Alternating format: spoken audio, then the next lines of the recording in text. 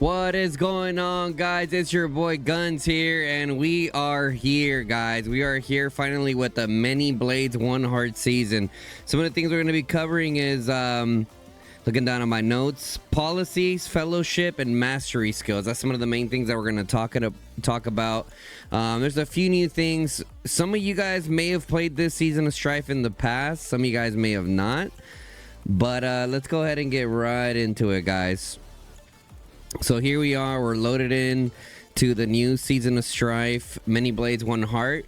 So what's interesting about this is that we have fellowship and we have mastery skills. One of the things that we have said in the past, guys, is why don't they bring the best of all the season of Strifes into one culminated season, which it looks like they're starting to do that, which I'm very excited about because yeah. All right, let's get right into it. First of all, we got the season policies. There's a few ways of doing this. Some people like going with prestige gained or even CP recovery. Prestige gained in the beginning and then they reset everything and then go ahead and do it again. Well, let me tell you guys, I don't want to spend the time sitting there doing all this and that. So I just go for the stamina off ripskis, guys.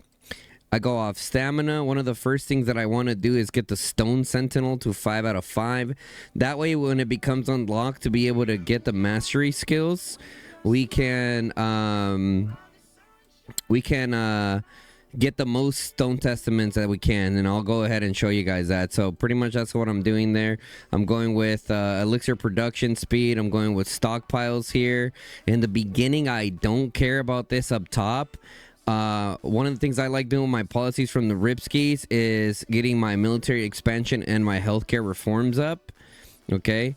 After that, then I shift over to warrants, and then after the warrants, I'll come in and do all this extra army group stuff, which like the army group stuff is, you know, not what I, you know. It's, you know, army groups are cool, but it's not a priority in the beginning, right? I want to prioritize healing and march size and my warrants. Okay, so this kind of max these military expansion, healthcare reform, Stone Sentinel, kind of start working our way over. Okay. When it comes to unyielding army and then thundering stampede, I'm personally gonna go with infantry. I just use my infantry more than I do my cavalry. But if you use their cavalry more, then you use your stampede, you know? It's plain and simple there. Right here, it looks like we have random relocations, which is going to be really fun to use. Very fun to use, especially the beginning of pass openings. So, you got the third-party discount here. I wouldn't really go for these right now. Right, it's like the when your legion is trying to spend exchange coins to immediately call into the city. That's like some Kraken stuff. You know, even like so you can essentially recall faster to your city with the exchange coin cost. Which, you know, sure, like if you're a Kraken and you got it like that, you know, go ahead and do it. Right here, we're going counter infantry, counter magic. What is this? Spend 10 prestige to gain 1 elixir. Ooh, nice. All right, military expansion, and then for here, almost everyone I recommend going with diligence mainly because of the stamina limit bonus, guys. To be honest, now if you're someone that doesn't resource heal and doesn't deal with stamina costs, I would still say, let's see, prestige gain, daily elixir production. I would say this one. I would say reprieve. I would say the reprieve would be better than the 50k elixir production speed. I'm not gonna lie. So either majority of us will go diligence, but if you don't resource heal and you don't deal with stamina issues, then go reprieve. That's what I would say. Yep, resource healing. Boom, boom, boom, boom, boom. Yep. All right, and then going over here, choosing between palliative care, I would go with gaining 1 merit instead of elixir. That's just me personally. Give me my meretitos, you know what I'm saying? Healthcare reforms too, for sure here. And then here we'll go with medical seminars for sure, based on the percentage of the total legions. I either do stockpile or percentages, right? And then as far as like Light of Beacon and Captain of the Guard, that's all gonna depend on like if you're a rally leader or whatnot.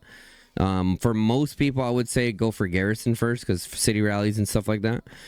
Heeding of the Call, that's going to be nice for the Legion teleporting. That's going to be part of the Fellowship. And then we got Bitter End here. So that pretty much covers the policies and the direction of where I would advise you guys to go. As you can see here, I'm actively working through mine before moving on to the next. Yam Shane. Okay, now. Moving on to the next one, guys. The good old Fellowship.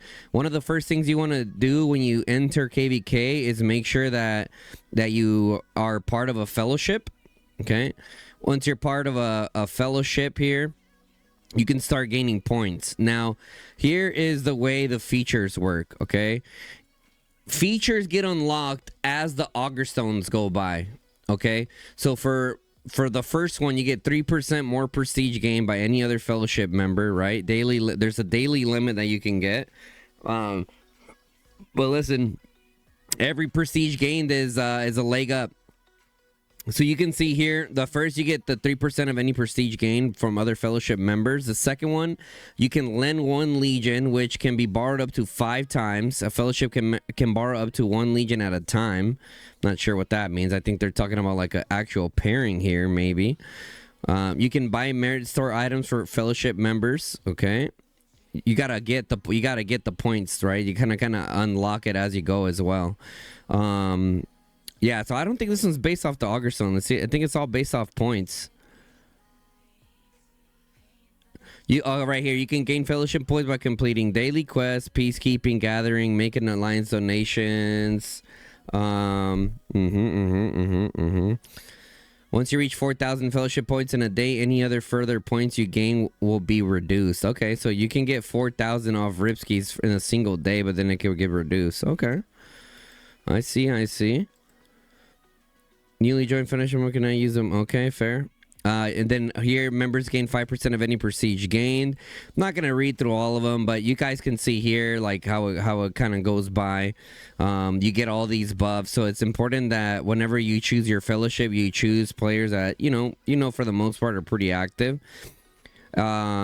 Right here, this one right here, the fellowship captain can activate teleportation for 60 minutes. You want to make sure whoever is the captain of the fellowship team is someone that is extremely active and is going to be there for like pass openings and all the important fights. Okay, because when the war leads call for the teleportation and a team does it together, man, it is such a good play there. Okay, fellowship member can lend 2 legions, which can be borrowed up to 10 times. Okay, so there's a limit to how much you can borrow. Interesting. Okay, so that pretty much covers the fellowships. I love the fellowship system, man. Like the teleportation is really cool. The fact you can let people borrow stuff. So between both accounts here, you know what I mean? Like when mine's done, hey, guess what? If I'm out of troops and my other account has troops, I'm just gonna let it borrow some troops. It says Legion. I'm not sure what it means by Legion. Maybe you guys can let me know in the comment section. Maybe it's talking about just a straight up pairing with the artifact and the pet and everything like that, or is it talking about like actual troops? I don't know. We'll see. Okay, next up, guys, is the mastery skills. So going to the mastery skills, I'll go through them really quickly. I'll say kind of like what aerial formation is a good one, right? You're getting 10% attack. Let me pause the music here. Can't really think. Okay. Okay, aerial formation, you're getting legion attack 10%, 10% defense here. Okay, this is only if it's composed entirely of flying units. All right, so your flying chickens, your celestials, even the wyvern riders would benefit from that one. Dream omen, keep in mind mastery skills are different depending on your KVK. All right, everyone's KVK has different mastery skills. Okay, so this is pretty specific for our KVK. All right, so here you got removing 20% chance to remove a debuff effect. I think this is kind of, this one's all right. I wouldn't go for this one though. I think there's better options. Legion magic units gain 10% magic attack, 10% HP. That's pretty solid. Light of Sorlin, one of the best ones here. When a Legion has over 50% units remaining, you gain synergy and passion for 3% when launching normal attacks, right? You get 30% hero skill damage. This was one of the best skills that I had running on my mages, to be honest. Next, we got Boiling Blood here for the infantry, I would say. Infantry, yeah, it literally says infantry units. Frostbite's pretty good, 15% more hero skill damage. This one can be pretty good here, even for Cavs. 15% hero skill damage is really nice. Perfection of the Form right here, 15% more hero skill damage and gains 20% march speed. This one is gonna be the one that goes on the new cavalry right here, guys. This one's gonna be the one that goes on the new cavalry. I would specifically put them on the G5 because they do struggle with speed, but if you're able to add that 20% march speed through this skill, that's gonna be really nice. 10% more damage and deals 15% more skill damage when attacking targets have been surrounded. I would say this is, pretty good for Cavs. Obviously it's on Emrys. It's on the Emrys hero, but I think it can go really well even for infantry there if you're eating it out. 10% more damage is nice, and a hero skill damage there. Agile deployment for the marksman types. This one's really good for the good old marksman. It's pretty tied to the marksman there. We got the Night Prowler. Legion infantry gain 20% physical attack, 10% march speed. Brother, that's beautiful for the infanteries. This is another one for the flying units. Legion gains 20% defense when it's composed entirely of flying units. The attack is increased by 10% and march speed bonus 20%. Like, dude, this is just cracked. 20% defense can directly help you guys mitigate that counterattack damage against those Kumakwans.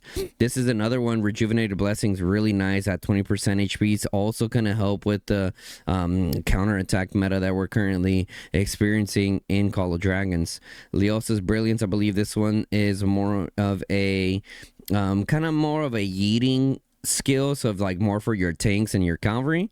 As the sight, this one's alright.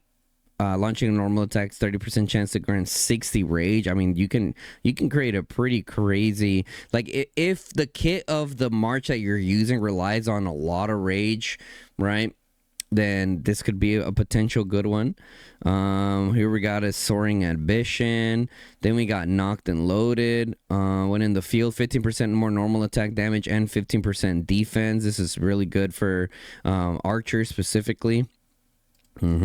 Aiming high, bro. Legion gains 40% attack bonus upon entering battle. I think this is one of the main ones I'm going to be running on my infantry, guys, because as you guys know, I like running my infantry builds with more just attack damage to be able to just deal way more counterattack damage, because it's like, sure, being tanky is cool, but you die pretty quickly anyways. So like you might as well do more damage. That's kind of how my boy Merc, one of the best infantry players in the game, that's how he builds his builds essentially. Like, why would I want to be tanky if I'm gonna die super quick anyways? Might as well do more damage. So I really love that. This one's here more for like when garrisoning a city or a stronghold, 20% chance to gain vigor and attack resistance when hit by an attack, 10%. This is gonna be more for just a garrison one. Honestly, it could be potential. It could be. It's only 3 seconds though. 20% chance. I wonder how often. It could be potential for garrisoning meta, to be honest. Tough as nails. This one has 10% chance to receive healing when hit by a normal attack. That one's alright, I guess. Not that great. Compound Interest. When Legion deals hero skill damage, they gain 1 stack of golden marks for 5 seconds. Max 3 stacks. Okay, this one's pretty decent. But keep in mind, in the beginning, so there's different tiers. Okay, there's different tiers to the ones that you unlock here. So you're gonna have your first one. You see it says here after the Golden Dreams. This next one's gonna be after War in the Wilderness. Next one's gonna be Star of Hope. Next one's gonna be Ember of Hope. Next one's gonna be Conspiracy. So I believe this is one of the normal ones that you get here. We're gonna see once they get unlocked which ones are normal and which ones are considered like the elite ones per se. I think a lot of the elite ones are more based on like legendary heroes, if I'm not mistaken. And some of these other ones you can see they come from like a little bit more of like the lower tier kind of heroes, I would say. But it's really going to depend on what becomes available in your guys' KVK here. And that's the reason why I went individually through each one. Because even though some might be missing in your KVK, maybe as soon as the mastery skills become open for the first wave, because you can only pick one at first. And then you can unlock mastery skills within that slot and rotate them around as you see fit. So let's just say, for example, you unlock this first one here for Golden Dreams, and you want to use mages, and you throw in the Light of Soylent. You're like, okay, Light of Soylent was cool. That's a lot of hero skill damage, but I want a little bit more survivability hitting those Kuma Kwans. Maybe you go with Rejuvenated Blessing with that 20% HP. Right, maybe you go with that one instead, or so you kind of got to rotate them around, and then within that skill you can unlock more to have more variation. So ideally my recommendation is, especially for Golden Dreams, you try to see like which ones are available there, or try to get some of the main ones that I called out here that would be really good, just based on whatever your playstyle is. And then at the end you're gonna unlock 5 of them. Okay, and this is where it starts getting a little annoying, because if you're a player like myself who plays multiple different troop types, you're going to go from, okay, let me switch to my mage ones. Okay, let me switch to my infantry ones. Okay, let me switch to my mage ones now. Let me switch to my infantry ones now. So I would recommend, I mean, at least for me, for the most part, I usually run 4 mages, 1 infantry. That's like my go-to during combat. So I would probably do like 4 mage and then 1 setup for the tanks. At least for me personally, as far as the tank one here, probably going to go with aiming high, to be honest, just to do extra counterattack damage and bonus reduce. Oh yeah, just do more extra attack bonus. Might try a few other ones. Maybe even a Night Prowler would be pretty good. Just a flat 20% attack. Get some extra march speed. We'll see. We'll see which ones we decide to choose here. But yeah, let's see here. Let's see. Maybe we end up doing a tier list. Maybe we end up doing a tier list for the mastery skills. Who knows? Who knows? Based off like whatever the KVK is. But yeah, I mean, that's pretty much how the mastery skills are gonna work. So another thing you're gonna get it right here is called the Protector Quest. So once you get the Protector Quest, that's gonna require you to. It's gonna give you like little small quests, and you gotta complete those quests to get more of this currency, the stone currency that I talked about to you guys earlier, about the season polys over here, the stone sentinels, right? The stone testaments. That's what you're gonna need in order to unlock some more mastery skills there under the Protector Quest. Okay, and then I believe you can decide to double it up for double the challenge to get extra. So make sure that you're only doing it for ones that you know you're gonna get. I believe there's some for capturing pets, gathering. There's a few different quests there. They might even switch it up this season. So you got to complete the quest, get the stone testaments, come over to the mastery monoliths, and then you unlock them here within that first skill. So you want to be, you know, kind of wise with your stone testaments. You don't want to just blow them all in that one skill, because then the second one's gonna unlock, and then the third one, fourth one, fifth one. You don't want to be behind on your stone testaments. That's why I recommended what I recommended on the policies. But yeah, guys, I mean, I'm super excited for this season. I'm really hyped. I mean, yesterday alone we had 2 seasons, and then, or sorry, 2 streams, and then today we're dropping you guys a video. Let me go ahead and get over here on this build. Let me get up on this build, guys. Come on now. Yeah, dropping you guys this video this morning. Our first zone, we're gonna be going up against ROG. We're gonna have a statue fight against TDC. Yeah, guys, I'm excited, man. I'm excited. I'm ready to get back on the grind. That's what's nice about having a solid off season. It allows you to take a break and just chill, man. I've been playing Arc Raiders a lot. You guys can catch me there on Twitch as well. Yeah. So I'm excited for it. And then after ROG, we go up against TDC. So just a bunch of 1v1s around the map. And then we finally get the Dragon Zone where everyone gets a chance to get into. Beautiful, man. Honestly, I absolutely love this setup. I really do. I really do love this setup of this KVK. It might be one of my favorite setups, to be honest. And then we also have like the island one over here where you got the Supreme statue. I'm just overall super excited, guys. So make sure that you guys subscribe to the channel, turn on that bell notification. It's going to let you guys know when I go live or drop a new video. If you guys have any questions in regards of this new setup that they have here, let me know, guys. If I didn't answer it in this video, if you get any more guidance or you need a decision of, oh, guns, I don't know, my KVK has this skill and this skill, let me know which one to pick, this, that you guys can put that in the comment section and I'll get around to all of them. But anyways, guys, with that being said, that's gonna be it for the video. I appreciate everyone that bought some guns merch. It closed last night at midnight, so yeah, it went really well. So I need to get together with the team to see what other items we're gonna bring to you guys. All right, guys, until next time, it's your boy Guns, and I'm out. Peace, y'all.